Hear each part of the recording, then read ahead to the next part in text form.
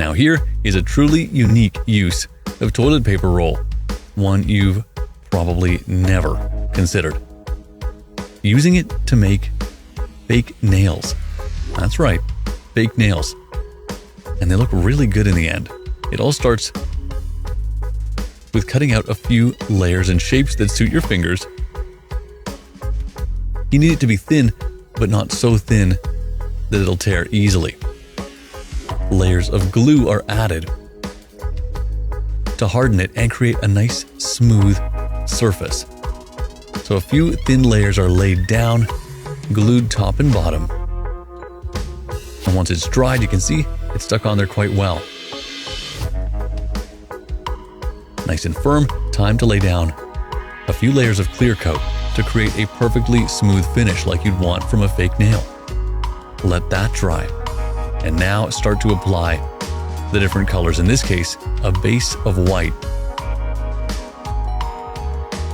And seriously, that looks like a fake nail. No one will know that what's underneath is toilet paper roll. Especially when you take the design to the next level now, adding some lovely glittery red. A nice deep color, made a little brighter by that white base layer. And once that's done and all touched up and dried, well, you can move on to the next level or the next layer, adding some accents on top of that.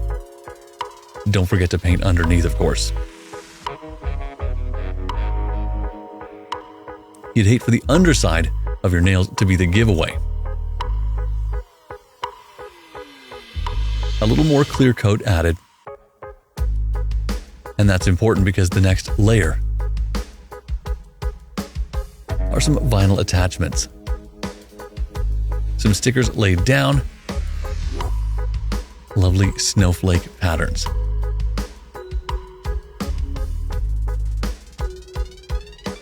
And when it comes to removing the nails, don't worry. It's not that complicated. You can see that they're waterproof, which might freak you out. How am I going to remove them?